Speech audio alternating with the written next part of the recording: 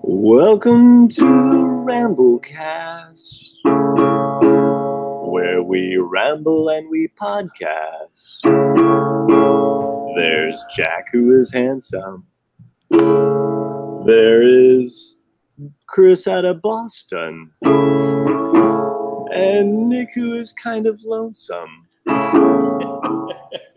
And my name is Matt, so let's have some fun.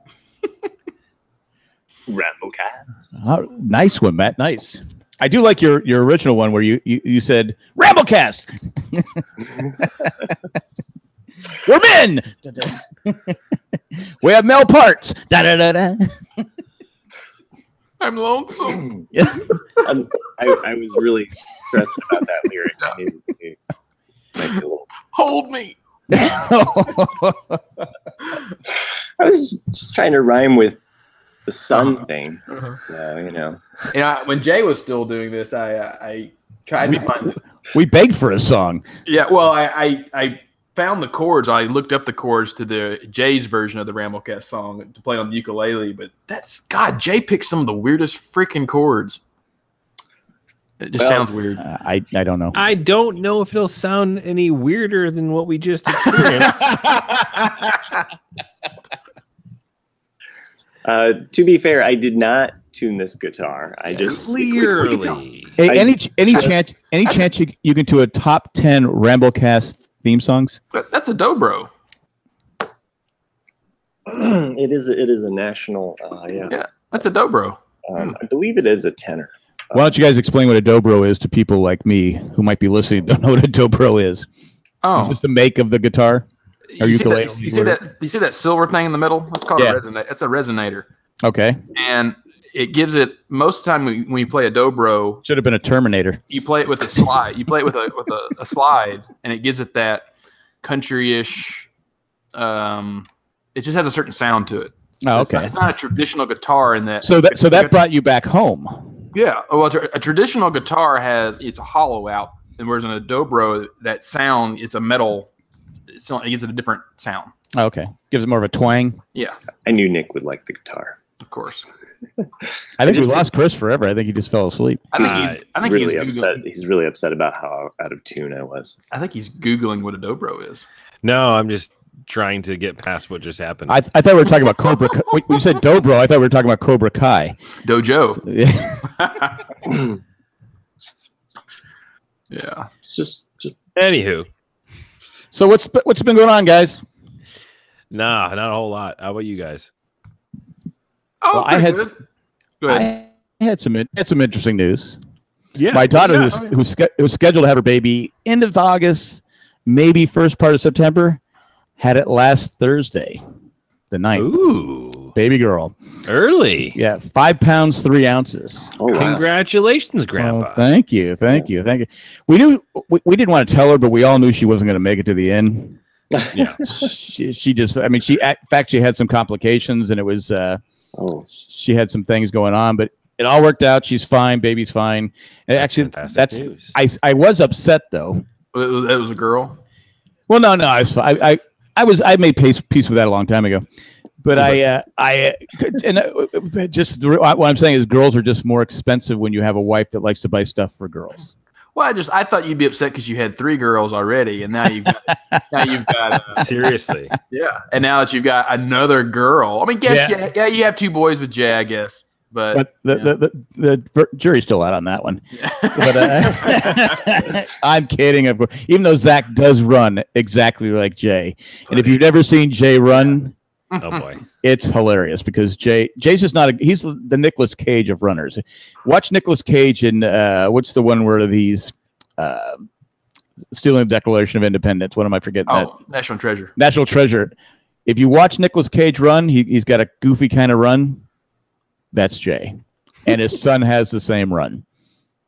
So it is what it is. But I thought you were upset that I missed your birthday. That's what I was upset about. Yeah. In fact, I told my daughter, I go, oh, you're fine. Because actually, she didn't look good the first day. The first day we were all kind of, because she was yellow and she was having little seizures, different things going on. So I felt bad for saying this. I go, you just couldn't hold out for 2 more days? 2 more days? Because she was born on my dad's birthday. Oh, And I said, I go, wouldn't that be cool if she was born on my birthday? Mm-hmm. No, I guess it wouldn't be that cool. But yeah, once they induced labor, I guess started at 10 o'clock a.m. She had the baby at 7:33 p.m. I mean, it was once she started pushing, because we were driving Zach. We had Zach. We were driving him home. She was at 5 centimeters, and then she texts us back, I'm at 10. Oh, wow. Yeah. Hello. So we're so we dropped Zach off, got there in time for we weren't in the room anyway, but yeah, but you're there. Yeah. baby, daddy, mommy are all doing fine. They're all back home. That's fantastic. They're in the hospital for 4 days, but she's back home now. oh wow. Little tiny good. thing. Little Glad tiny she's- thing. Yeah. Glad she's doing well. Yeah, but it's A-okay now, and that's 3 grandkids, so we'll see. That's fantastic. Congratulations. Well, thank you. I Yeah, can leave now. I'm done. Well, and you celebrated your birthday too. I did, which How was was I went and saw Mission Impossible. Oh, yeah. Yeah. Jay took me to the Alamo Smokehouse. Mhm. Am I saying that right? That's a fun place to watch a movie. I mean, they bring you food to your table. The movie was actually pretty. Have you guys seen Mission Impossible? I haven't seen it yet. No. Okay. Not seen it yet. No. I won't spoil you, but it's a fun movie. It is a fun movie. Yeah. The fact that he does his own stunts, Yeah. it is stressful when you're watching it. Really? Because you're going, Did he I know really he's- do that? I know he's got wires hooked to him. If you guys haven't seen the one where he jumps and breaks his ankle, or I did foot. hear about that. Yeah. Yeah, if you watch it, Graham Norton has a clip with Tom Cruise on there and shows it 3 angles, and it actually shows the part where his ankle snaps. Yeah, that's where I saw it was on Graham Norton. And you go, first, wow, he did that. But some of the other stunts are going, I turned to Jay at one point and went, there's no way. Yeah. I mean, I know he's got harnesses hooked to him and stuff like that, but Well, it's he even flew the helicopter. yeah. He did all that, and He didn't. Did Yeah, he he really? did. Yes. Yeah. Because all of the in cabs facial expressions are real, because they basically on the headset were now take an extreme left, now take extreme right, do this. Get and that out way- of here. That So, way so when you see the when real you see facial expressions of him moving the helicopter. so it when you looks see real. Hunt crap his pants, he's really crapping his pants. So it's a fun popcorn movie. It was entertaining from start to finish. I guess I never knew that he did all the stunts. I mean, I know he did a lot of his own stunts, but flying a helicopter that takes it to a new level. Yeah, because even I think it's early in the film, maybe 20 minutes in, they do a parachute jump. Him and the guy that plays Superman, Henry Cavill. Yeah. And Tom Cruise actually set a record for, I think, the oldest man alive to do that type of parachute jump. Now, did Henry do it, or did he get a stuntman for that? I have no idea about that. I just remember seeing the headline saying Tom Cruise sets record for I mean, age. I gotta be honest. If the guy playing Superman won't do the stunt, yeah. I'm losing a little. I know he's British, but I'm losing a little bit of. Plus, he's a Chiefs fan, from what I've heard.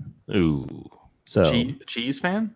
Chiefs. Chiefs. Oh, okay. I was Kansas who's City. that? Who's that? Yeah. God. So I highly recommend going to see it, and if you have one of those theaters there, it's because they tell you warning events. Turn off your cell phone. You get 1 warning. Second time, you're out. They throw you out. There's no talking. There's no. I mean, they have a lot of rules, but they actually showed a clip before talking about how Tom Cruise does his own stunts. So that made you. I mean, I knew that going in, but it was fascinating. Just watching the movie, knowing he does his own stunts, makes the movie more entertaining for me anyway. It wasn't CGI'd, and like I said, there's some extreme things that he's doing. And even though flying the helicopter, it's amazing that he did that. Do you think he's doing it as a risk taker? If I die like this, I'm going to be immortalized. Well, he'll always be remembered. Yeah. Tom Cruise. I mean, he's one of those actors that, come on. I mean, his movies will be playing forever. Mm-hmm. He'll always be remembered. You kind of wonder though, if you think about all the good movies Paul Newman made, Right. Or Clark Gable or anybody, but there's always one film though that everyone remembers, and you kind of wonder like what would it be for Tom Cruise though, because he's made so many. I would say Top Gun. Yeah, Top Gun's definitely probably the one I remember the most. But like, will that movie fade though after time? Because it's very 80s. Right. Last American Virgin. Last American Version. He's Virgin. He's in a. Oh, that was early. With Shelley Long. I think it's. I can't remember if that's the exact. There was a couple of those movies around that time. That movie. But like, when I think of it, like, because even like I love Risky Business. Well, no, I'm thinking of the one where plays the guy in the wheelchair. Born on the 4th of July. Like that's a really good movie, but I'm not sure if it will be remembered over time. Well, because it's not a fun movie, right? But then like A Few Good Men is always on. I love that movie. Yeah, Few Good Men. Yeah. There's definitely Tropic Thunder. I mean, his performance in Tropic Thunder. He did do a good job in that little bit role. I mean, it came out of nowhere. My milkshake brings all the boys to the yard. Damn, like better than yours. Speaking of movies, though, it's been a tough. I'm sorry, go ahead. I would go. I'd forgot about Few Good Men, but I'd go with Top Gun. Yeah, I think so too. I really liked Live, Die, Repeat. Was the official name? Oh yeah. I thought that was a great movie. They really didn't get its due. Yeah, no, it was really good. I like the movie where he played with Nicole Kidman, where he's Irish. Oh, Far and Away. Far and Away. I like that. I know it wasn't a big success, but I like that one. Mm-hmm. It is good. And Minority Report too. Minority Report, yeah. And Mission Impossible. Yeah. And we forgot. Here's a really good debate, because they were talking about Elba possibly being named the next Bond, and part of my brain though is kind of like, is Bond still relevant? I kind of want to hear you guys' opinion on this, because like to me, like when you have Mission Impossible, you have the Bourne series, you have so many of that type series that are doing it, I think, a lot better right now than Bond is.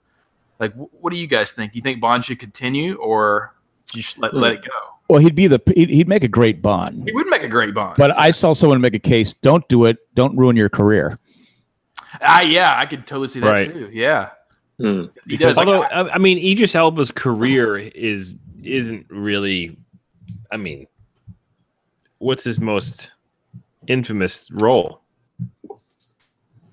I mean, as for kids, that's definitely my Luther impression. Being a Thor, Yeah, Luther's a show that is a great show that nobody watches. Right. I've seen it. Right, but I mean, like as far as an actor trying to make a huge, nobody watches it. He was in The Wire.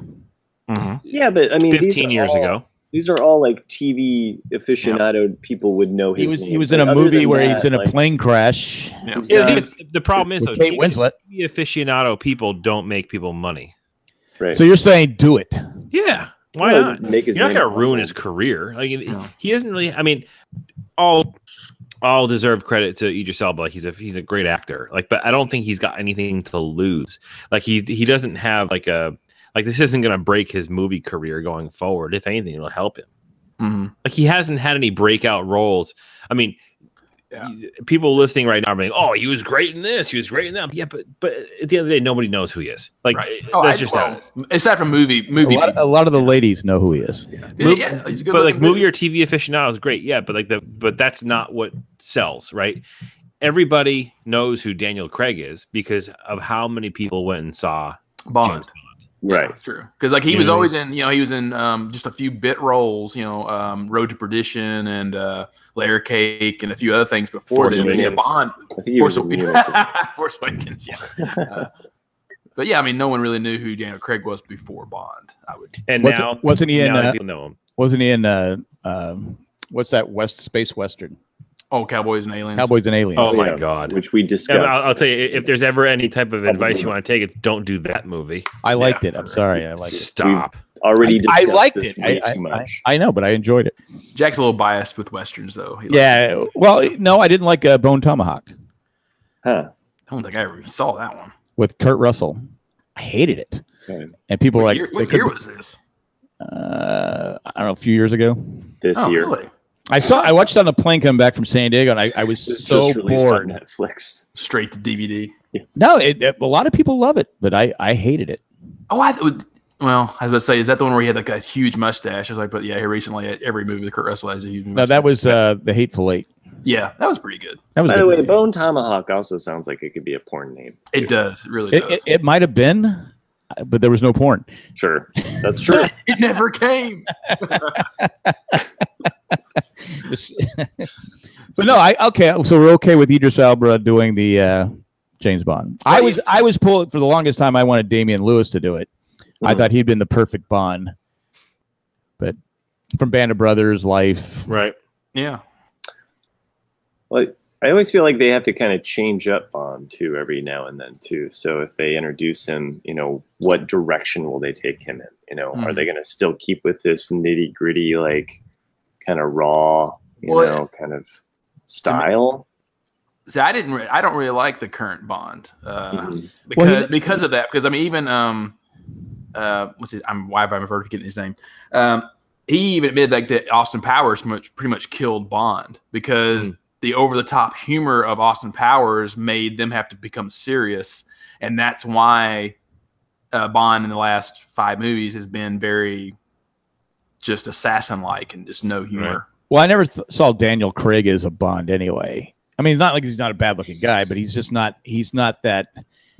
You know what I mean? He's more of a rough tumbling guy, rough and tumble guy, but he's not like. I mean, you wouldn't put him up there with Roger Moore, Sean Connery, Pierce Brosnan. I mean, he just doesn't. He's not a pretty boy. He's more of a. Yeah. I don't tell Sean Connery I said that because I know he's 90, but he can still kick my ass. So. but a lot of those Roger Moore, I mean, there was a lot of quips and kind of, Well, I think that's what Nick was talking about. It was more of a fun. Mm-hmm. Yeah. He took it a different direction, even because Sean Connery had some sarcastic parts, but he wasn't. Well, yeah, Sean made up on the spot a lot of those one-liners. I can't think of one off the top of my head, but shaken, not stirred. Not that. That's actually a neat thing. Suck on this. It was this famous catchphrase from "Diamonds Are for Never." Diamonds are for never. For never. It was a straight. Ryan, watch where you shoot the nuke. Oh, we're talking about Sean Connery. I thought you were talking about John Connery. John. Oh, Connery's it's from Terminator 5. Yeah, follow me if you want to live. If you want the diamonds. Wow. But yeah, I mean, like, because what was that? Is your daughter making another appearance? Oh. Nice. I muted it. The audience will have to suffer. He muted the mic, so you won't get. Oh man. Yeah. But yeah, I mean, like I know we've talked about this once before because with Lazenby. Sorry, thanks, Chris. That one flopped because people weren't ready. They associated it with Sean Connery so bad that's why in Live and Let Die they changed so much about Bond. They made him drink Scotch neat. He had a Colt 45. He had a 44 Magnum. There's so many things that weren't stereotypical Bond. But then, of course, it got slapstick. Wait, which one was this one? Live and Let Die, which was Roger Moore's first movie. If you look at it, has a great theme song. Yeah, the best theme song. If you watch that movie, you notice that he never orders a vodka martini once. He orders a Scotch neat or a whiskey neat. I forget which one. And he carries a 44 Magnum. Well, he was trying to go undercover in the South too, so. Mm-hmm. That was definitely. That was the blaxploitation Bond. It was. I still like it a lot. I guess I don't know why, but that's one of my favorite ones. Even though it didn't get a lot of votes, I do get it though. I don't look at it that way. I picked that one. That era of Bond is almost kind of like the Adam West Batman, and the current Bond that we have is kind of like the. But which one? Batman. But which one's better though? I would go back for Roger Moore. Over Daniel Craig. Well, I like Roger Moore, but that's I liked his Bond. Yeah, I mean, I really like Goldfinger and Thunderball a lot, and From Russia with Love. I like the original. I think the stories are better. Yeah, the technology's dated and things, but I think the stories are good. Yeah, if you go back and watch the older ones, the special effects are like non-existent. Oh yeah, they're terrible. Yeah, you're driving this way, but the road's going the other way. See, I'm a sucker for Pierce Brosnan. Like loved the Pierce Brosnan Bonds. We've talked about that too, Chris. Like GoldenEye is in my top 3. I love GoldenEye. And for various reasons, right? So I was never a Bond fan as a kid. Like I didn't grow up watching the Bond movies. I didn't get into Bond until the game, GoldenEye, the game came out. Yeah, sure. You know, and like that actually kind of was my personal introduction to the whole, Bond universe. Yeah, because you're like, who is Odd Job, and nobody can play with him if we're playing multiplayer. I was the same way when Moonraker Pong came out. I was the same way. Moonraker Pong. I said I got to play this because it's Moonraker Pong. But is slappers only. But I'll tell you though, you think about the game, the GoldenEye game, of how many hours we spent in college playing that game. Oh yeah, and like sitting there and getting so engrossed into the gameplay and like in the environments and the worlds that they were in, like it was like you knew every square inch of the rooms, right? Oh, I knew exactly how to ricochet a grenade launcher. Yeah, but the thing is, never played. It was probably one of the first games that was so close, like because this is also what was that, Nintendo 64 or is that 64? Yeah. 64. So that was probably one of the first video games that really very closely followed the story of a movie. It did, yeah. You know what I mean? So like I remember like we would watch that movie we watched the DVD and then we be playing the game and be like, oh yeah, dude, like this is the scene where you bust out like this. It was very, very for the time accurate to the movie. What year was that? 99? 90. Was it 95? The movie came out in 95. I think the game probably came out in 97 or so. Yeah, 97, 98. So I was in college. Right. So that's about right. Doesn't seem that long ago, but that's 21 years ago. I know. But yeah, it's just I remember just having that connection, right? That connection of being so closely tied to the movie that you could kind of like progress with. Did you wear a nice suit? Of course, Armani suit, and then and a top hat because I was always Odd Job. Yeah, I liked how universal the game was because you did have a lot of different people. It didn't matter who they were. They played that game. Baron Samadi. Could you get the girl at the end? I mean, could you? If you won, Xenia on top, yeah, you could. You could play as on top, and you could play as the other one. I never played as her because she had that sky blue top, and so you could always point her out. You could point her out pretty easily and shoot her. Mm-hmm. So the rule number 1: wear camouflage. Yeah, or wear dark colors, because that's why Bond was always in the black tuxedo. Odd Job's in the black suit, like so you don't see them as easy. Odd Job was short too, so you couldn't hardly. You go back getting slapped, you're like, who the heck's hitting me? And you're looking at him. You're like, oh, there he is. Yeah. Keep going, Odd Job. I remember was it summer of like 99 or 2000? I can't remember what it was, but they came out with the same company came out with a game called Perfect Dark. Yes, and it was literally the exact same like mechanics and like engine that GoldenEye was done with. And it was fantastic. And they upgraded the weapons. I mean, so you still had like a lot of the classic. My brother and I played Perfect Dark just the other day. Like yeah, he has a 64, and so I had found it, and I said, let's play a couple rounds. So yeah, we were going up against simulants, and now I want to know really high. I'm not sure how much of a gamer you are, Matt, but because I have my 64. Well, he's a guitar player. Clearly he shreds. Shredded. Open. I have my 64. I don't have it plugged up, but and someone like, oh, can we play 64? I'm like, sure. Once you start playing PS3 or Xbox and you use those dual analog sticks, and then to go back to the single analog stick and playing Bond, it throws you off so bad. We're just like, oh my god, I can't turn, I can't perfectly precision aim at you, and that's why I don't play these games anymore, because literally would not sleep. I'll tell you right. So, like, 2 weeks ago, I gave a little quick review of a new game I'm playing. Mm-hmm. Remember talking about that game No Man's Sky? Oh yeah. Dude, I've already logged 43 hours into the game. I'm just waiting for Red Dead Redemption 2 to come out. I've got it pre-ordered. Yeah, I will have no life. You get it for what system? PS4. Oh damn! Do you want me to get it for Xbox? Yeah, dude, get it for Xbox. We can play. That'd be awesome. I can actually have someone from the South show me how to be a cowboy. I want to be your cowboy. And you know what? You guys can Twitch that live. We could do that. We could have like a Ramblecast game session. We'll get some subscribers to watch us go back and forth. That would actually be a ton of fun. Nick and Chris tearing it up. North versus. But yeah, it's all out west. North, South, and the West. Yeah, that's our show. The North and the South and the West. Or North by Southwest, South by Northwest.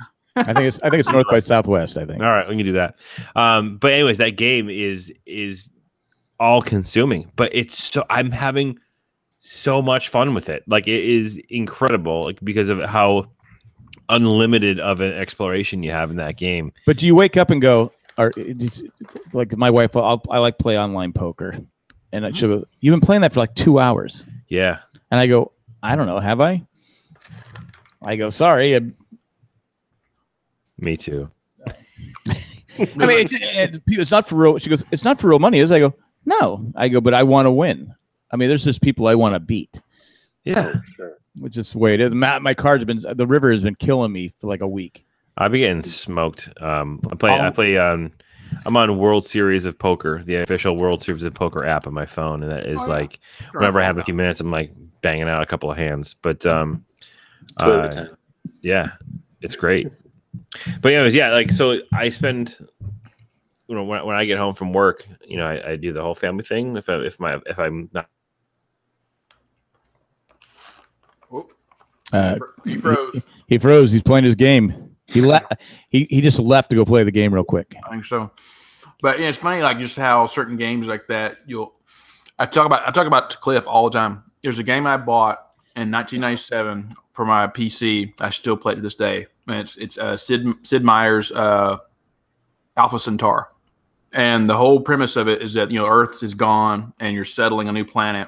And before it got settled, the population broke into 6 factions, and your job is to build up the planet and then conquer all the other factions. I will spend days playing that game. When I was younger, and our kids were younger, I think I've told the story before. I had my store business, went to the rink, worked there till like 2:00 in the morning, and we had the Sega channel. Mm-hmm. And I would come home and I played. Was it Road Rash? Road Rash. Road Rash is a great game. Road Rash. I'm back. Yeah, Mike Tyson, the boxing one, and there was another one where it was a helicopter and you had to go rescue people. And I'd be up till like 7:00. I'd be like, and my wife would come downstairs. She goes, "You been to bed yet?" I go, "No." You go to work in 2 hours. I go, "I know." So I'd take a shower and just so I had to actually stop because I would get addicted to the. I can't stop playing the game. So my thing is I just don't do it. Yeah. It's like that one drink. Sure. Like, I know that I don't have to be at work until 12:30 tomorrow. So I'm like, I'm totally gonna be playing later. But yeah, like it's funny. Like I have this thing where, like, I can't. So many people out there who play video games can play multiple games. So you got people go out playing Fortnite, playing PUBG, playing all these different games, blah, blah, blah. Whenever I play, I get into one game. And that's all I focus on. And this is the game for me right now. Like I was mentioning before, like, you have to run around, you have to like mine minerals and elements from different plants and things you find in animals and such. And it's so funny because you start to get to know which plants and which minerals just by looking at them, what type of elements you'll get able to mine from, because you play for that long, you have to farm all this stuff. And I'm walking my dog the other day, and I look and I see this little post sticking like a stone like marker in someone's yard. I'm like, oh man, that's at least like, I don't know, 50 units of like ferrite dust. I can totally just mine that right now.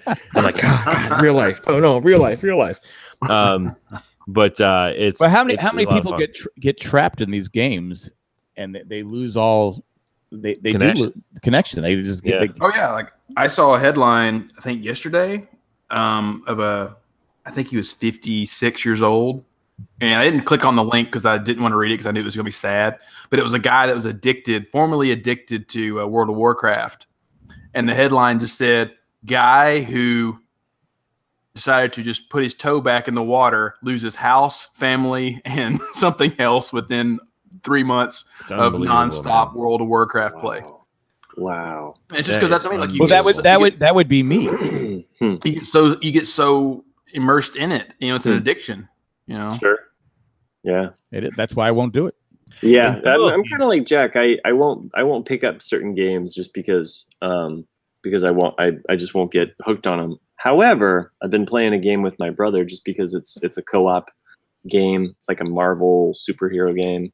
Can't remember the name of it, but it's been fun because it's a co-op and we do missions or whatever. But it's kind of more like whenever we hang out. So there's not that like Well, see, there's no that cheating behind him going, I could play this without him. Well, the thing with like he likes to play wrestling, so he can do his wrestling thing and then visit. Then we get to do Marvel superhero team up. So I like smashing things, believe it or not. Go ahead, Chris. Oh, maybe I was going to ask Chris. I said, since you're such a, I mean, I don't know how your daughter is, but since I think we talked about last week with this Twitch and everything, how much money people are making at that. Would you encourage your daughter, or Matt? Would you encourage your kids if they had a talent at it, if they were good at it at a young age? Would you say, yeah, pursue it? I would. I'm sorry. I would with the knowledge that they would not see any of that money until a certain age. Yeah, you're there. Well, I'm just saying there's no guarantee they're going to make the money. Well, if they did, though, I'm saying they have to. I mean, obviously to get to that level, you have to be one of the best. And to be one of the best, you have to practice. Yeah, yes and no, right? So that's the whole mystery and like the mysticism behind like these Twitch streamers. It's not just skill, right? Like there's a bit more to it than that. You have a couple of players out there who are just like Chris, your mic's gone again. Yeah. He's not too happy. He's not interrupting you tonight. He's interrupting himself. Yeah, for real. Someone's cutting you off at the source. They're listening, everybody. I think your daughter's come by and disconnecting him. But I mean, that's just me because like I've seen too many like celebrity stories where like child actors. Oh, you're kind of coming in. I think. Am I back? Yeah, you're back. Okay, finish your thought. All right. So, anyways, what I was saying it's not just the skill. I mean, there's one of these streamers. His name is Shroud. He's probably one of the more popular streamers out there right now. Play Fortnite and PUBG. He's really good, but his personality is there. But like, he's not like a real flamboyant personality on the streams. It's the people who are a combination of a really good player, but also put on a really good show, are the ones that are really popular. Which is why you're not seeing like all these like 8-year-old kids on Twitch, probably part because of the terms and services agreement that you have to be of a certain age. But at the same time, like the people who I've listened to or watched or followed on. Cut off again, Chris. I hope you follow people that had their mic working. Because that'd be hard. This is what I'm doing. This move right here is, and it's just a great move. No. It's like a Chevy Chase, you know. Like, get out, but microphone. Yeah. So, go. I'm Chevy Chase, Yeah. and you're not. Yeah. Francisco Franco is still dead. And people are like home going, who is that? Yeah. But I mean, I would be cautious though, like if you know, because you've seen too many child actors do that, you know, where they have 30 million in the bank, but they're 14 years old and their parents are trying to raise them right, and then you see those kids like someone gets to them and they go, "Well, I'm going to emancipate myself because I want to get to my money." Yeah. Next thing you know, they're Lindsay Lohan, or somebody just doing drugs. And, and it's like. Well, you have that. I mean, who's the lonely guy now? It's not Nick. It's Chris over there with the dead mic. Damn it! There it goes. All right, you want to finish your thought here? No. Well, yeah, like Nick was saying about the act. It's a shame, but a lot of those actors that their parents take their money. Yeah, that's true too. But I mean, hopefully, it happened. Did it happen again? No, there I am. No, we're still hearing you. You're good. Yeah, unfortunately, this computer is. I've gotten my money's worth out of the computer that I've been using for this show, and I'm trying to prolong it as long as I can. But I believe the end is nigh. The end is near. Like my old. Matt could have a song for it next week. This is a 7-year-old computer. It's been pretty much of a powerhouse for its entire life until very recently. Yeah. My old MacBook Pro. It has 2 USB ports. One's completely dead. One works. And so I was trying to transfer a lot of the old stuff I had from just to a external hard drive. But the mouse pad is also completely dead as well. So I have to plug in my mouse to the one USB that works in order to move the files. But then I have to unplug it to plug in the USB. And then I can't track anything because the mouse pad won't work. So I'm like, no, I can't fix it. I know mine's on the last leg, and I use mine probably 12 hours a day, 13 hours a day. I use it for everything. Yeah. I mean, I'm watching TV shows and all that different stuff, and I go, uh-oh. All right, it's back on. There should be a way that you can get just like a little USB hub, and then you can I do more. I just got to buy one. So I'll make sure that me or just Nick. They're pretty am I allowed? Expensive. Are you loud? No, I said, am I allowed to do that? Because you just said you should be. He means like a USB splitter, like to where now Chris is. What is he doing? I can't see. Move it a little closer, Chris. That's my I can't. Oh, I see it. Yeah. It's my powered USB hub. Oh yeah. I've got connected to the wall, which is actually falling out of the wall, which is probably why my microphone's not working. Hey, I've got one. Let's see if I can. But it's for the wall, though. I don't know if I can plug it into the computer.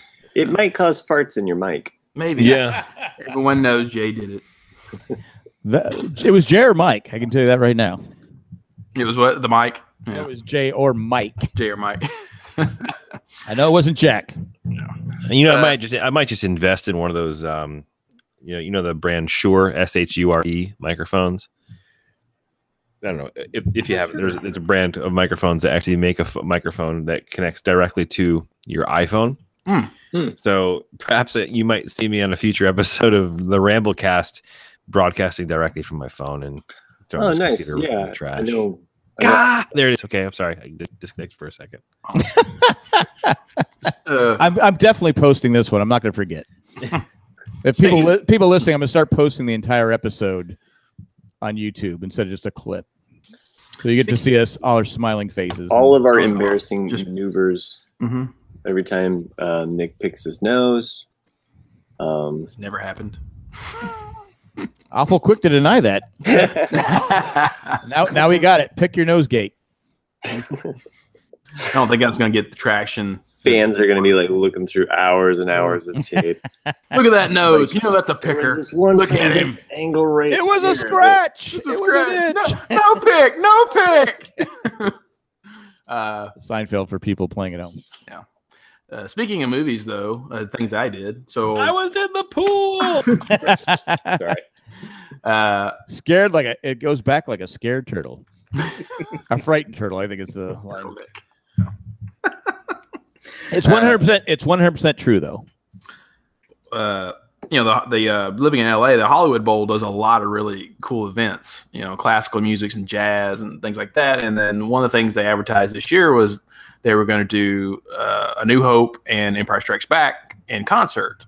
And I was like, I'll go check that out. And I asked Cliff if he wanted to go too. I was like, yeah, they're probably just going to do the score from the film. Did you let Cliff buy the tickets, or did you buy the tickets? No, I bought them, and he paid me cash. So no, I'm just saying because I know your experience when you went to Mission. Was it Mission Impossible? 1/100th of a Bitcoin. Yeah, exactly. I was like, I do not take Bitcoin because it is faltering right now. So I'm like, I will not accept your Bitcoin. No, yeah, that's our deal for the movie. Jack is he buys the movie tickets and I buy dinner. Yeah, but I thought he bought crappy seats last time or something. Well, yeah, at the IMAX because we hadn't been to that theater, so he bought it was row F, so it's what A, B, C. But you can go online and see 6th row from the screen on an IMAX. So we were like looking straight up, going, Jesus Christ, superstar. Fortunately for the symphony, you don't have to worry about that, right? Yeah, that's what I was getting to is that they were advertising this here A New Hope in concert, and I was like, well, we don't need to see Empire because New Hope's got most of the classic themes. I was like, Empire's good, but there's only a few new pieces that are memorable. And but when we got there, I was really pleasantly surprised to see a screen, a big, huge screen hanging down. I was like, oh, are they going to play the movie along with it? And sure enough, they were handing out lightsabers to everybody, and the screen was there, and they played the entire piece with the movie along with it. And I was like, this is so awesome to just hear all that music played live. I saw a lot of people I follow on Instagram were there. Oh, really? I just kept seeing people. I saw you were there. I think you posted Instagram, didn't you? I did, yeah. Yeah. So yeah, there was a lot of people there. Yeah, it was memorable. And Cliff, of course, Cliff really had a good time, and he goes, "Man, next year we should see Empire if they do it again." I'm like, "Yeah." I was like, "Yeah." So it was nice. Empire's good. The soundtrack to Empire is really good. No, I like it too, but it's funny because like I looked at Jedi. I was like, I guess Jedi gets no love whatsoever because like they're just showing A New Hope and Jedi and Empire Strikes Back. I got to see the Symphony on the Prairie here is what they have here in Indianapolis, and so they'd kicked off their season with. Was it like Rawhide and stuff like that? No, Oklahoma. Okay. It's just like the way that the prairie up there, Connor Prairie, is the area that it's called. But okay. The way that it's shaped kind of like a bowl, and you get to see concerts up there, what have you. So I happened to win tickets for concert, and so we went to see the Star Wars music. They did pieces and selections from pretty much all of the movies, including The Last Jedi. So we did some of the more current and recent ones. So it was neat hearing kind of like a whole range of stuff. But they even did Duel of Fates, but they didn't have a chorus. So that was kind of interesting. Because it made you want to stand up and just start shouting the words. Is there going to be an Owen Bruce barbecue about this music? Probably not about the music, but we could have a show though. I wouldn't mind talking about. Recently finished a book. Oh, so and just question is, did Shandy read that same book? She's only seen A New Hope, and that's it. she's trying to remain spoiler free. It is funny though, because like watching. Oh, well. Okay, I'll throw it out. One thing I thought was that I caught an era that I had never caught in the thousands of viewings I've done of A New Hope ever, and it's in the last battle. Don't have a way to destroy the Death Star. No, is okay because when they're approaching the Death Star and they're like, Red 2's checking in, Red Leader's checking in, all that. Porkins goes Red 6 checking in.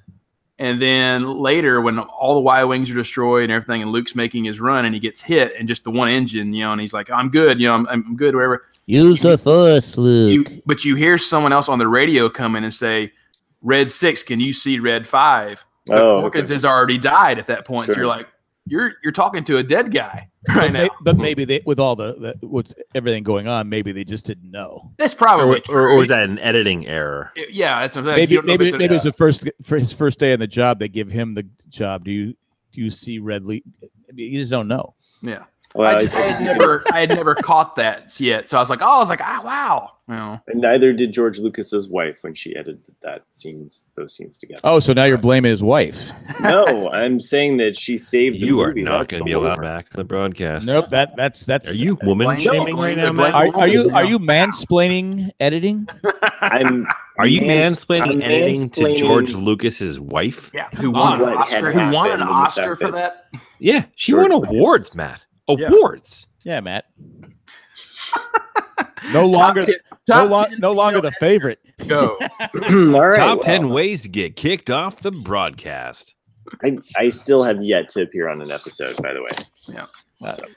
You're like Jay and Mike denying they farted on a podcast.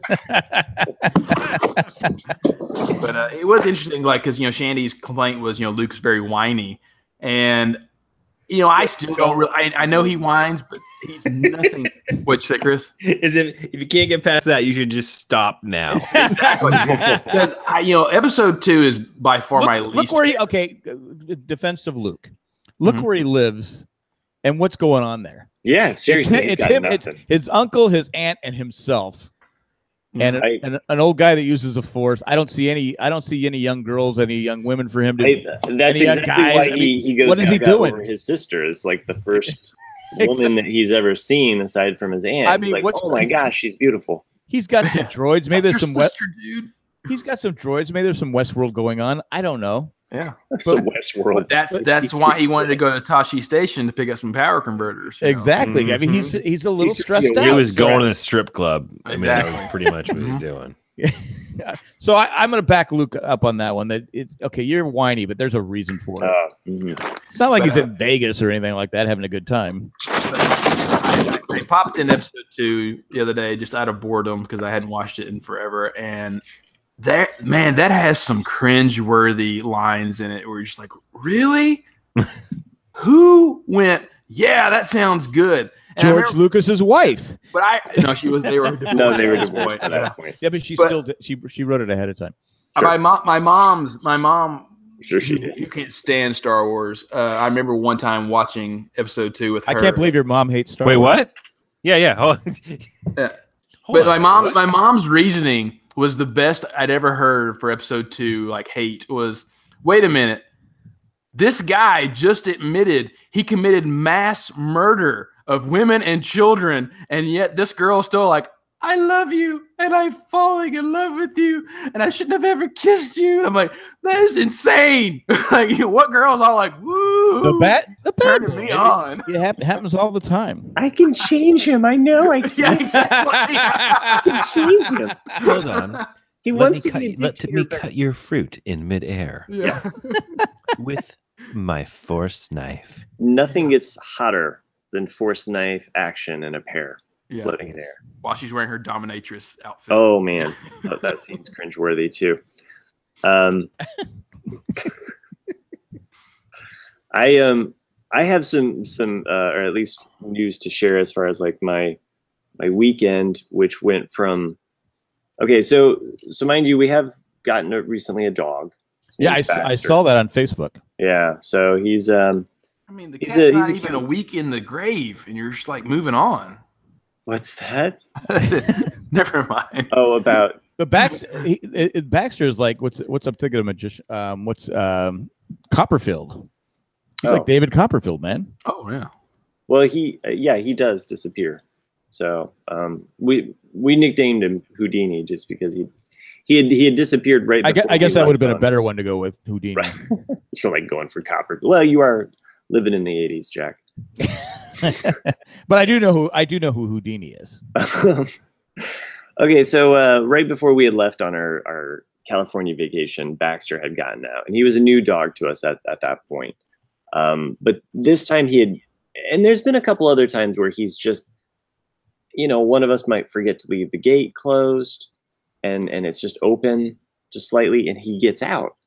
Well, the last couple times we've been able to get him back really quick. Like, we noticed he was gone. He was just down the alleyway, and he likes to sniff. He's a sniffer. So he just goes around and starts sniffing. Aren't we all? Right. Aren't we all dogs at heart? Mm-hmm. So anyway, Sunday around between 7 and 7:30, we had fed the dogs. It's about their time. And we checked on them at 7:30, and Baxter was gone. And it was right after we put the kids to bed too. We went to like check on the dogs, and so he was gone. And immediately I'm like, crap. I said some other words. And shoot. Yeah. You're not allowed to swear. Are you allowed to swear in Indiana? In that? Yeah. It is a fine. Well, they invented the word shoot. They did, crashing their first plane. Yeah, as well as well, it never got off the ground. It took off from Ohio, and then as it hit Indiana, that's when they said shoot. Right, shoot. No, parachute. Anyway, so you can't use a shoot if you're only an inch off the ground, though. True. Mm-hmm. Yeah. So the dog's out. I'm starting to do my Tom Cruise run where I have no shoes on, and I'm like gonna find this dog, and then I stop and I'm like, no, it's better if I just go out on the bike. Hey, can I interrupt you for a second? Yeah, what? That's another thing in these Mission Impossible. Nick, you'll back me up on it. The sprinting and running this guy does. This guy, we're the same age. Now, obviously, I have some problems, but this guy is like, and it's one take, I think, of him just sprinting down. This. Anyway, go ahead. He's low to the ground, though. He doesn't have the wind resistance. I don't care. He's still, for an old guy, should not be able to run like that and be in that kind of shape. I can't run like that. Yeah, I used to be able to run like that, but anyway. Go on. Now Tom Cruise is pissing me off. All right, he's your friend, though, Jack. Yeah, I know. We are close buddies. So I run into the house. I grab my shoes, I hop on the bicycle, and I immediately start patrolling all of the alleyways. Should have called Paw Patrol. Mm-hmm. Yeah, no kidding. Paw Patrol would have been on Should this. have yelped for help. I was trying to. It does take them 30 minutes to figure out a plan, and by then the animal would be dead. But that was pretty much how long it took for Baxter to get from one point to the next. So in this story, as it unfolds, I can't find him. I come back to the house because I'm hot, I'm angry, and I'm exhausted from riding the bicycle around trying to look for this. You've been kicked off the broadcast for the George Lucas comment. Pretty much. And so I decide, okay, I'm going to drive around, and it's starting to get dark too, which is making me a little bit even more nervous. I can't find the dog, and driving around, and and you're trying to look for the dog, but not hit other cars or other things as you're driving. And so I finally have to give up. I'm just like, and my wife and I are just both kind of like, what do we do at this point? And this is our son's dog, and he's gone to bed knowing that the dog was safe and sound. Oh, ouch. Yeah. So there's a little bit of like that, like, oh, he's going to wake up in the morning. He's got school the next day. He's going to be like worried about the dog all day at school, and so he won't be able to do his gamer homework. Totally. My son's not a gamer. But anyway, I'm sorry. I had a son like that. I went into work. I worked a little bit. I came home at midnight, and then I proceeded to ride the bicycle around for another hour and a half. Wow. Franklin. So for the one other listener that lives in Franklin. Did you stop at Jack in the Box? No, that is way up in more southern Indianapolis there. Okay. So I would not ride my bicycle there. So anyway, couldn't find the dog that night. He is microchipped, and he has a collar on that has our address and our phone. So next day, just kind of waiting, hoping that somebody's going to call us, because like I just assumed that he found somebody's house and he crashed there for the night, which is what happened. So somebody found him. That was relieving. He didn't have his collar on him, and they took him to an animal shelter the very next morning and found our number, contacted us. Well, he didn't have the collar on, you said.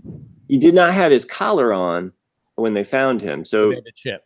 But he has the chip implanted in him, so they were able to scan him and find our number, contact us, in which case the guy brought the dog to us and told me that chip is worth its weight in gold. Which it is, because we got him back, and that was the good news to the story. Now, the weird part and the unsettling part about the story is that they found him about 8 o'clock at night, and about 10 miles away from where we live. 10 miles? Was he hitchhiking? No, so at most he was gone an hour, but we're saying it's under an hour. So there's no way that he could have made that 10 miles. So what kind of dog is it? You're saying they must have picked him up. What breed of dog is it? He is a Cairn Terrier.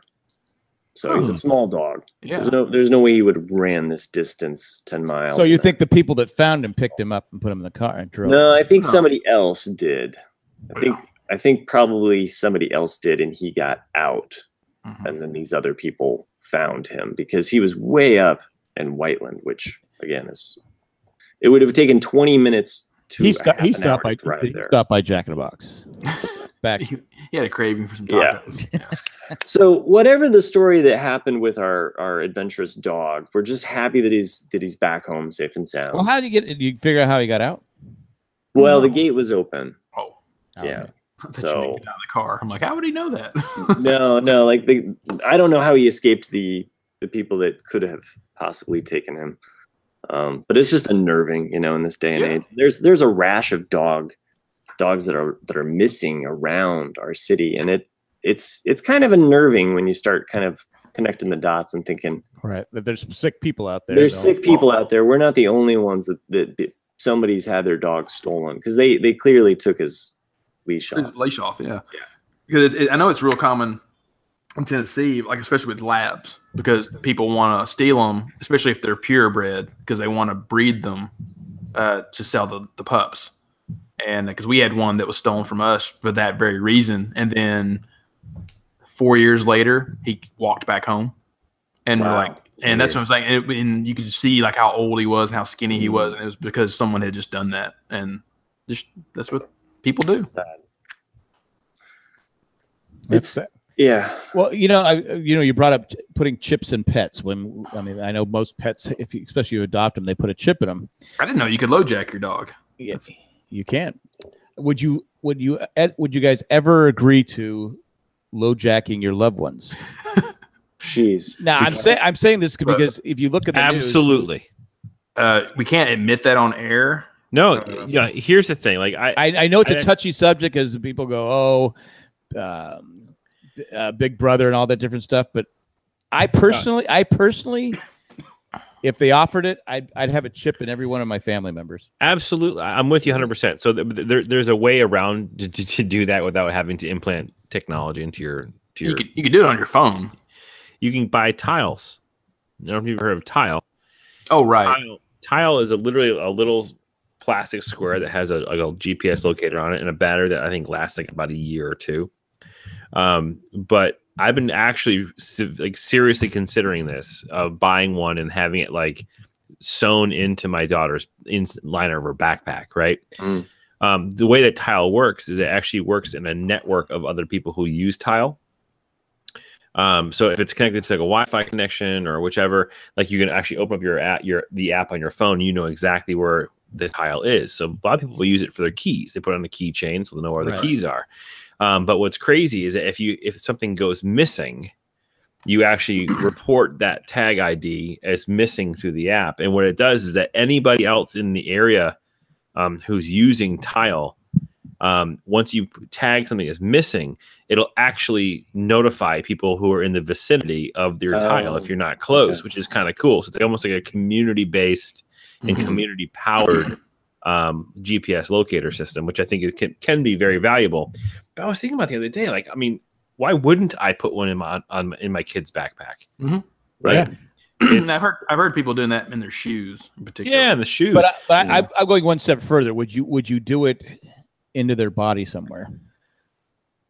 I put it this way. Because a backpack, could be, tossed aside, parachutes could be taken off. I think that yes, I think I would, but I think that it would take more than just a locator to actually have some type of like surgical implementation, right? Like I think that we'll get to a point in which that will be a feature of a greater like society set of tools that will be available to be implanted, right? Like think about like well, I always think I think of Demolition Man. You know how everything went to in their hand, like it was like that was money, that was your locator, that was everything. Like it monitored your health, it was everything. Logan's Run. Yeah, Logan's Run. Yeah, it determined when your time was up. Like I mean, we're gonna see it in our lifetimes. We'll see. We'll see all of our lifetimes movies. Yeah, yeah. I mean, I think we're getting to wearable technology and eventually to. But my answer though is would people would majority of the people accept it? No. I am not okay with like other people being able to access my loved ones' information. No, I'm that's saying the biggest thing. But there should be a way to do it where you can't, but obviously there wouldn't. Right, and I think there's also an aspect too where I would put it in one of my children, and at a certain age in their lifetime, I would be like, okay, this is up to you if you want this removed. Yeah. What have you? But that's a Black Mirror episode. It is a fear, and especially like as my daughter gets older and older, I mean, I worry about my son too, but there's just so many creepos and. Well, I think that freaks me out. You're absolutely right that your concerns are there. I mean, security and privacy is key. I think there are companies out there that take privacy very seriously.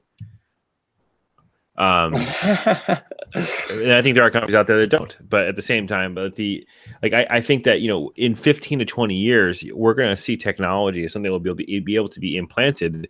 That will be like a constant, diagnosis or a diagnostic system, right? Of being able to do early detection of things like heart murmurs or early detection of diabetes, Nick, right? So or like things to keep our eyes peeled and open for. You could even do even like cancer, because like your cells change. Cell counts. Well, that's how they think they're eventually going to cure it, because and that's going to happen in our lifetime, which I think is going to be great. And I think that a byproduct of that would also be GPS location too. Like I was actually listening to NPR. Yeah, whatever. I'm old. The other day, I was listening to NPR radio. And there was I forgot where it was, but some scientists somewhere have finally found a breakthrough in how to stop aging in cells. Yeah. Oh yeah. Which is a little late for some of us. A little late for some of us. But I don't know how much we want to have that happen. Like if you want a quick way to overpopulate and overutilize our Earth resources, that's step one. Someone who's old and body is just done. I would definitely go back and say, okay, yeah, you can stop me at 23. I'm good. It would almost be like, even though it's not a great movie, it would almost be like an end time situation where you, in order to have this shot or whatever to stop aging, only a certain population will be able to afford it or do it, and everyone else would just die off. It'd be the upper 1%. Yeah, it'd be the 1% that gets to live forever and hold on money. So I would still be 56 old and beaten up. No, I mean they would. All four of us would just die. Yeah, you got to consider too. I mean, even the contingency plans for let's say like a global disaster caused by climate change, God forbid. That one upper echelon, that's who's going to be able to survive that. They're going to be well equipped, unfortunately. So, because I continually think like, I really need to buy some kayaks, so in case the water gets too high. I've got one. You want to buy it? I ain't covering shipping though. That'd be expensive. God, imagine shipping a kayak. Yeah. No. You seen those new kayaks they have? It's like it's like cloth or something. You put it together.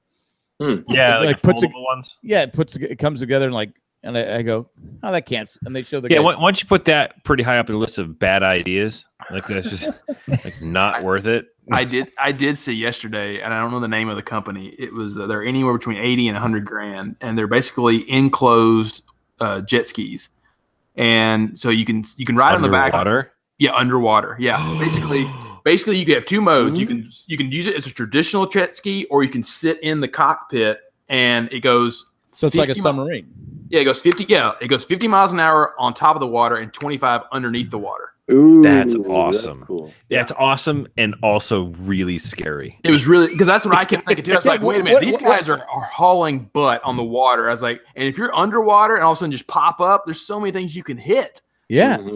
That's doing barrel rolls in the water and all. I was like, that looks really fun and also really scary. So you come up and hit another boat and you kill everybody. Yeah, including yourself. Well, I just think of like. But what a way to live. Think of all the things. Like I hate to be the contrarian here, but just think of all the things that could go wrong, right? Like especially while underwater. Like someone's gonna have one of those things. They're gonna be going down to I don't think they're like abyss levels, and then I don't think it's a traditional submarine. I think it just it's like one of those where like how a jet ski you can aim it and go underneath the water for a few feet and then come back up. I think it's like that, to where it'll only go underwater for 40 yards and then pop back up. Oh yeah, because cool. still 40 yards is a long way. Yeah, that's cool. Speaking of the ocean, there's actually Shark Week was last week or was it? Damn it, I missed it. I don't know when it is, but I don't have TV anymore. We talked about this before, but where I go to vacation and where I found out actually, who's oh my god, Amanda from the broadcast is actually down on the Cape this week. She posted on Instagram.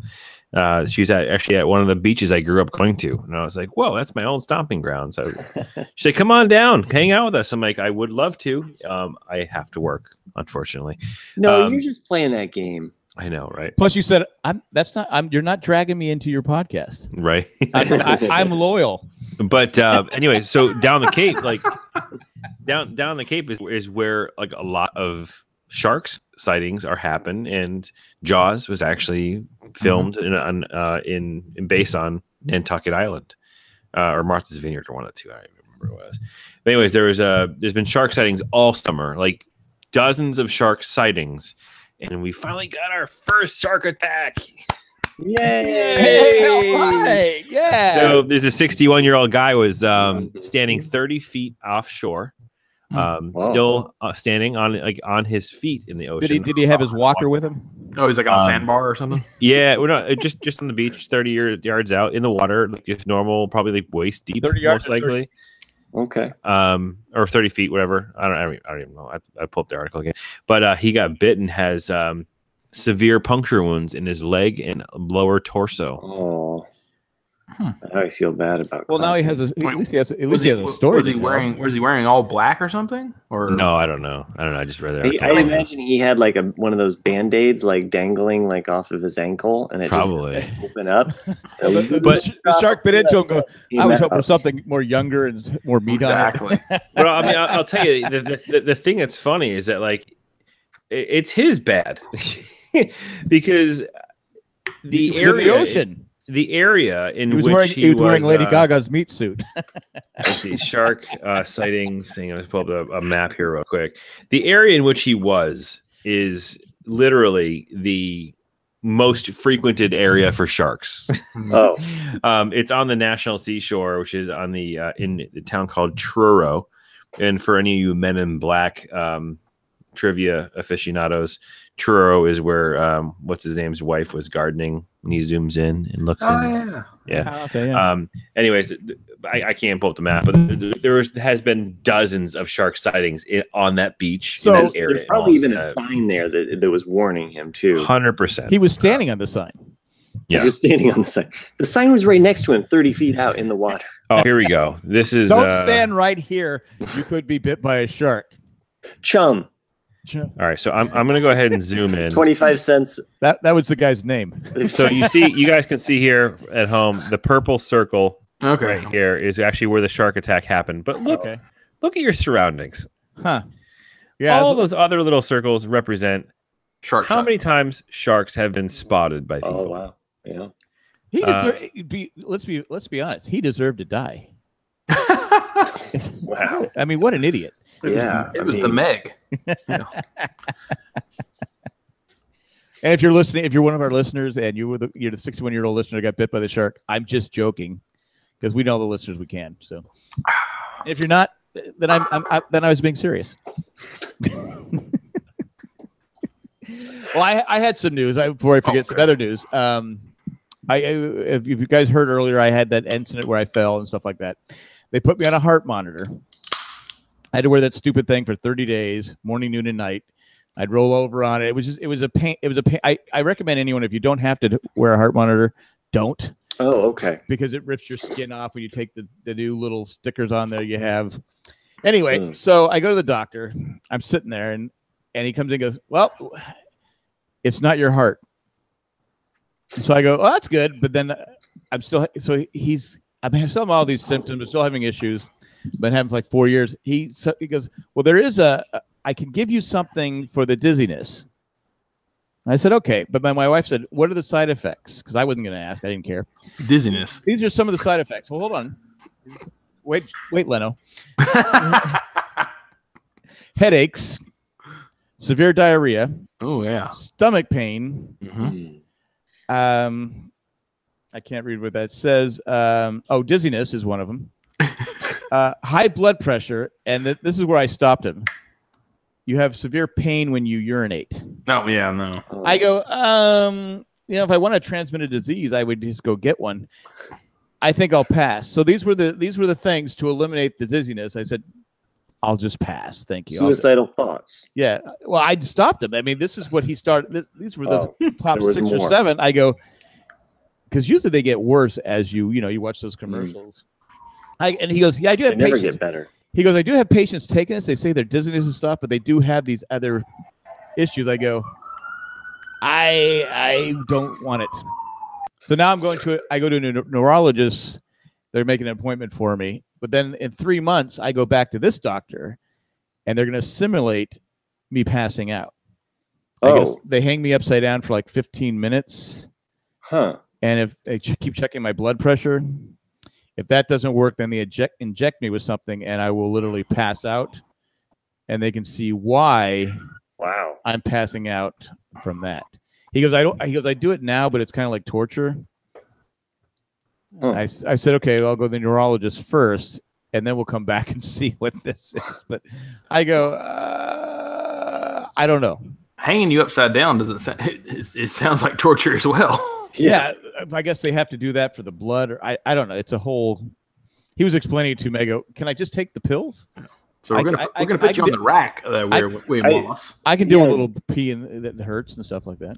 To simulate the experience of you passing out, we have to podcast. Exactly. That's what I told him. I go, well, I need to get my 3 hosts in here. Yeah.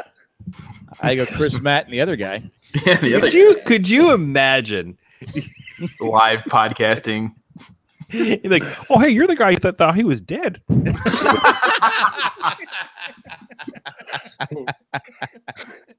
Anyway, so y'all funny.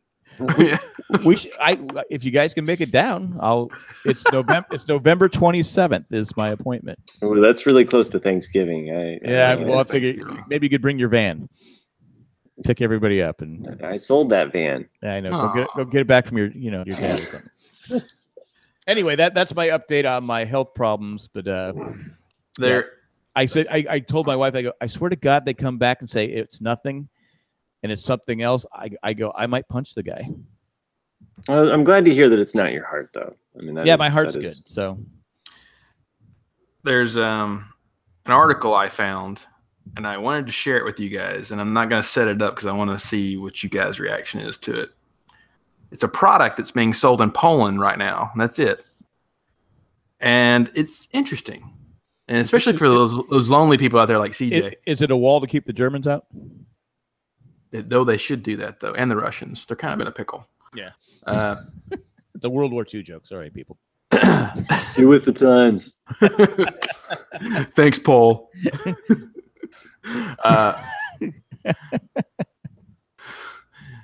Okay. This is from the website.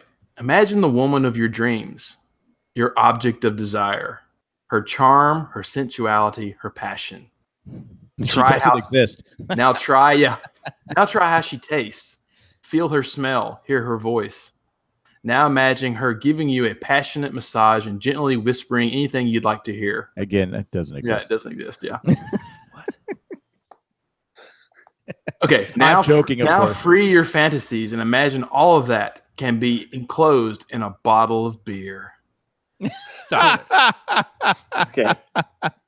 A golden drink brewed with allure and grace and flavored with better wild instincts. Imagine a beer which every sip offers a rendezvous with this hot woman of your dreams. She hugs you, kisses you gently, looking straight into your eyes. How much would you give for such a beer? I don't think that's in Poland. It's in Poland. That commercial wouldn't fly here in Don Draper, America. Can I get a Bud Light? Yeah. Now listen to this. Okay. We, the Order of Yanni, have prepared through technological ways of containing the essence of feminism. Where is it? Okay. The secret of this beer lies in her vagina. Oh, high-tech microbiology. We have swabbed women modeled. Heard about this and prepared lactic acid bacteria from a woman's vagina to brew the perfect beer from the woman of your dreams. And so that's what they're using is women swabs to create the yeast to make beer. But how do you know it's from that woman? They have pictures of the women on the bottles. Yeah, okay. Is it notified? Is it notarized? That's just such the weirdest article. Though. I'm like, wait a minute, they're making beer from. That just sounds so weird. And I just wanted to hear what you guys thoughts were. I don't. Hey, I'm going to post this show. Oh yeah, well come on. I'm going to have to edit that part out. Let's see. No, you didn't edit anything out. Yeah.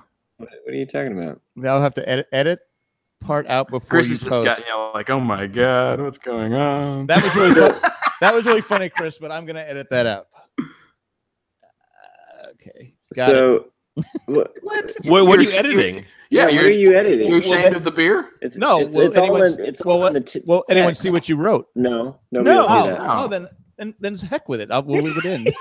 Yeah, nobody can read what we write. I'm telling you right now, the four of us, it was comedy gold. It is, and what stays between podcasters. Sorry, you listeners, but it's funny. You'll never know. If we get to $5,000 if we get $5,000 a month per patron, I will tell you what Chris wrote per patron. No, I'm sorry. Per total for our patron total. I think isn't the $5,000 limit though the ghost pepper that Matt wants us to try? I mean, Chris wants us to try. What? No, I'm not trying that. Screw that. This is funnier than what the ghost pepper would be. I don't know. Is there any way that we can get the broadcasters to volunteer at a certain patron level too? I did send this link to Colleen to say you guys should totally talk about this. Are you still talking about beer, Matt? Yeah, just patron level beer. Anyway, if we get to 5,000, I will tell you exactly what Chris wrote. Yuck. I don't know. I don't know if I'd want to try that beer. That might be one of the funniest things I've never said. I literally saw it and almost peed my pants. Because it's 100. It's not only funny, but it's true. You can't tease now it's just a big long inside joke. All right, so how do you become a patron, Jack? So you can get to that level in which you can reveal mystery text. You can join. You can go to jayandjack.com and there's a little button. There's this become a patron, and at the $5,000 a month level, which we're only like $4,000 away from, you can find out what Chris wrote or what I wrote, because you never know what we write to one another. Did you write something? No, I didn't. No, you definitely didn't. All right. Well, I'm just glad. Don't try to scam our patrons, Matt. No, I'm giving you more. I'm the favorite, so you can write. You can see what I write all during the podcast. You're mansplaining to George Lucas's wife. You're trying to exploit our patrons. Mm-hmm. And how are you the favorite? I'm not. I'm not the favorite. Nobody voted on this. I don't know. Everyone thinks you're the favorite. If we have 5 people join at the 50 level, we will low jack Matt. So you can find him yes any spot. No, we'll handcuff him to Baxter, so he never loses Baxter again. You can kick me off the podcast every time. So we can't do that. If you're low jack, we can find you. Every time I hear the word or the name Baxter, the only thing I can think of is Anchorman when he boots Jack Black's dog off of the Coronado Bridge. Baxter! Oh, it is Baxter. Jack Black boots Anchorman's dog off the bridge. And he screams forever, Baxter! Well, that was me riding around Franklin, Indiana. Oh. 12:30 a.m. Baxter! Baxter! Who's the comedian that says, when you lose your dog or a cat, you get in your car to go search for him like the dog and cat's going to stay on the main road? Yeah, exactly. I mean, that's why I was on a bike at some point, just because I was trying to. Our dog, who's like 15, has gotten out a few times, like 3 or 4 times, and ended up at the same house. He literally walks down, crosses 2 streets, makes a right, and goes to this other house that has 3 other Yorkies. And so when I go, like when we can't find him, I go, and it's been a while. I go, crap. So I go to, he's here. It's the only time I talk to these neighbors is when my dog gets, and sometimes I'll bring him back all the way back. The other day we have Zach, and I'm looking again because Max, our dog Max, he follows Zach everywhere. I'm watching Zach walk around. I go, wait, where's? And my wife goes, oh, he's outside. So I go to let him in the house. I go, I don't see him. I'm looking around. I said, well, how the hell did he get out? So I'm running around. It's 150 degrees outside. I'm running around, I'm sweating. I'm cussing like probably Matt was. I'm about ready to run down to the that house. Well, I'm gonna get in the car and drive down there. But I can't Tom Cruise it. You didn't even drive. You called an Uber. But I come in all sweaty and I go, I can't find him. She goes, oh, he's here. I go, did you forget I was outside looking for him? And I just, anyway. I imagine that your dog is like, it's a cry for help. He keeps going to the same house, like, help, Me. Let me out. Well, they even asked one time, do you want him? Because at one point we had 3 dogs, and he's the one that's outlived them all. Oh wow! And I go, no, we want him. We like him. He's a decent dog. Pain in the ass he is, but I just no. Anyway, so I know what you're going through with dogs. I mean, when you lose, there's a little frustration where you're mad. You're like, why would you leave us? And then when I found out that he was like 10 miles away in an hour's time, I'm like, really? You hate us that much that you would run? Like you took the bus? Yeah, like. And then because pets are one thing. It's like I remember Jay one time got lost, and I said, he'll come back. Yeah. I'm kidding, of course. He's no longer on the podcast. But if you want to become a patron, go to jayandjack.com. Little button says "Come Patron." 5,000 level per month. You'll get to hear what Chris. Even if you do the $5 level, though, you get to join us in the After Dark monthly. Yeah, correct. Which is yeah. No, actually, no, $1. Oh, $1. Excuse me. After Dark. If you're a patron, you can join us live, and I think next time we should open it up to listeners, and they could ask us. I think that the whole podcast is just them asking us questions. That'll be a short podcast. Well, I'm just saying. I'm just throwing it out there. I would love that, though. I mean, every time I always want them to like ask us just random crazy things, and they never do. We should do a After Dark AMA and market it as such. All right, that's what the next one will be. I'm scared. We'll pick a date in September that we all can do, and we'll Matt, you'll get softball questions. Okay. Yeah. So Matt, you know, softball is kind of like baseball. Oh, okay. Right, but the ball's a little bit Matt, bigger. Why are you so? Do they? Matt, why my favorite broadcaster? There's an extra outfielder. Oh, wow. They throw the ball the same way too. They call the outfielder a rover. Mm-hmm. They call it a Baxter. Oh yeah. Okay. He was named Baxter because originally when we got him, his name was Buddy, and we had. Okay, so you've changed the dog's name. We did change the dog. Okay, here's why. This is why he keeps running away. Mm-hmm. Okay, if someone came to you, Matt, and said, "Okay, your new name is Mike," are you going to accept that? I don't know. I guess enough people call me Mike. I'd probably go with it. All right, I asked the wrong person. Chris. But I'm just saying. Okay, we did change his name, yes, but we were changing it to a B name because we were trying to keep it somewhat familiar. An A dog. He wags his tail at Baxter. He knows his name. Yeah, he's wagging his tail because he's waiting. He's okay. If I make them think I like them, yeah, they'll turn their back, and I'm out. He's like, I reject my slave name. I don't know how I got back to you. You have me microchipped. Like when they showed up to return the dog, like he did kind of look a little terrified. Like, how did I get back to you? Like, and I had to like realize that he was a bit exhausted. He was a bit tired, but there was a little bit of look in his eye, like, really? Yeah, they're gonna start calling. They're gonna start calling me. My name is Buddy. I just got 10 miles, and I'm back at where I started. You're lucky. I can't talk. I ran 10. And Baxter has talked to what's the cat's name? A Mauser. Meowsers. He's talked to him. He's like going, okay, I know your weakness. Okay, the weird thing was, Baxter's gone. I come home. Meowsers is sitting on the couch, like, yeah, he's gone. He put him up to it. Who do you think opened up the door and said, "Hey, free dog treats"? Yeah, lifted up the gate. He was like, "Come and get it, sweet little dog." Yeah, just 10 miles down the road, free dog treats is all you can eat. Mm-hmm. And if you shop Amazon, and we all shop Amazon, right? Is Amazon taking over the world? It is. Literally taking over the world. Really. My wife was reading something the other day when, what's the guy's name? Amazon Bezos. Guy? Bezos. I guess he was talking to he worked for a company, was making pretty good money, but he talked to the guy and said he had this idea for like selling books. That's how it started off, by selling books or renting books out or selling books. And the guy said, "No, you don't want to do that. That'd just be a mistake." Well, it's funny how like things start like that. Like, because Netflix was DVD rentals, and you're like, why are you selling or renting DVDs out of these little red boxes, or whatever, by the grocery stores? Like, that's the dumbest idea ever. Wow. And just being able to evolve and do something different is what keeps you relevant.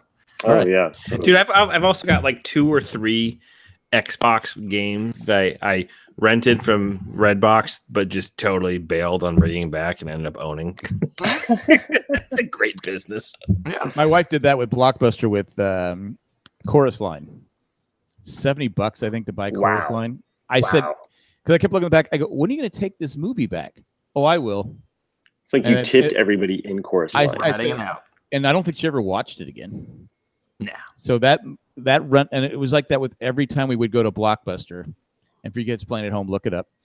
Because you this Alamo theater, Draft House, they have old, like Jay said, they have old videos that you can just, if you're a member, you can just take, and then you just like rent it out like a library. And it's actually pretty good. And they have movies I've never heard of, and I'm old. I go, I've never heard of that movie and stuff. And they have movies you've heard of. Benji, Benji, whose real name was Buddy. Anyway, so they have those things you have, but I can remember we'd go to when kids would go. You can all pick out a movie that you can watch this weekend. So I think they went to like 2 or 3 days, right? Blockbuster, and sure enough, and it was right by my business. We'd go by the business, and 5 days later, I go, damn it! Will you guys give me those stupid movies? Anyway, so if you shop Amazon, go to jayandjack.com/Amazon, and it's a little bit there. Every little bit helps. Helps Matt, helps Chris, helps the other guy, helps this little guy eat food too. And you can still order Planters cheese curls on Amazon. Is that what you're eating during the podcast? I was eating those and pecans. They look good. Yeah, it took me one full can. Pecans. I love pecans. Yeah. Now, what about the cheese puffs? I thought you wanted the cheese puffs. The cheese balls. Yeah, that's what they were. Are back ordered. I will not receive them until December. Oh wow! How could the balls be back ordered? I don't know, but they were. So the balls are more. So you're saying the balls are more popular than the balls are more popular, I think, because like you can still get these on Amazon, but you have to buy them in groups of 12. You say you have to get 12 cans. But a 12-can pack of cheese. 12 of cheese curls. It took me one full can to get used to the taste again because, you know, they look exactly like Cheetos, same texture, same everything. Mm-hmm. And it says that's Mr. Peanut there. I've been eating Cheetos for 12 years since these went out of, stock. And so you put them in and you're like, that doesn't taste like a Cheeto, and then it took me a while to go, oh yeah, this is what they taste like. And now I'm already back to eating these. And like now if I have a Cheeto though, now I'll be like, that tastes funny. All right, I'm used to this taste now. So the balls are backed up until like that's just I ordered them both at the same. My balls are definitely backed up, Jack. Backed up. Well, you're the only guy. How long are those balls backed up for? Yeah, they're backed up till December. Jeez, oh my God! I'm gonna need a wheelbarrow to carry these. It's gonna be blue cheese balls by then. Hello. Hello. So my question is, how long are they making these like are they making a new batch of balls every day? Or are they just making balls and they just got to catch up? I mean, your balls could be stale by then. I'm betting that that probably they weren't expecting the demand that they got, and just people that were ordering them under the the last minute. They probably just had so many that they were like, oh crap. And well, do you think the people listening to the podcast ordered thousands of cheese balls? They probably did, and they should have. So thanks for the 10 cents, guys. Well, if enough people did, then it's fine. Well, if more people want to order those cheese balls or the cheese curls or any kind of cheese puff kind of pastry, the blue cheese balls, if you want. If we have people that are born in the mid 90s, even though these things went out in like 2012 or so, 2006. I'm glad we cleared that up. Yeah. You've never had Planters cheese curls or cheese balls, you should definitely order some because you never know if they're going to come back. Don't waste your time. Planters cheese curls are the superior version of Cheetos. They really are. For those who I think the Cheetos are mass consumption, right? So the odds of getting a perfect cheese curl from a Cheeto is less than getting it from a Planters, I would think. Well, it's a different cheese too. It's a different cheese powder. That's the thing. Is it real cheese or do they say simulated cheese? Let's see. I always laugh when they say made with real cheese. No, give me that fake cheese. That's what I want. It doesn't say like what kind of cheese it is. It just says pasteurized milk, cheese culture, and so it's just like it's basically the ingredients of cheese. So that sounds like it'd be real. Yeah. Now, what about a Cheeto? I don't know. But hey, I think we're onto something about blue cheese. Yeah. That's a. I'll let you know in December how that is. Yeah. Hopefully it hasn't curled. I can't podcast today. My balls are really stale. I'm just frustrated. But anyway, you can go on Amazon and anything else we got. But we do have 6 podcasters, patrons that we thank now. We thank all your patrons from $1 to $5 million. If we get to that $5,000 a month thing, I think it's worth it, people. Everyone listening right now just donates $100, right? I will quit this paper business altogether. I was like, I would quit the. Well, he has another podcast to go to anyway. Doesn't matter. That's true. Yeah, I do. That's where the moneymaker is anyway. I think we lost Chris again. Probably. No, he's there. Yeah, we did. He's just yawning. Sorry, dude. Anyway, we have Tack from Tokyo, Eka Rigner Glaffeler, Ed, the creepy letter carrier, Molly Millennial, Maggie the Magnificent, and Joanne with the plan. Thanks for what you do, and thanks for everybody who listens and does what they do. If you want to, if you guys want to say, hey, it's out, you guys should listen to this podcast. It's a Ramblecast.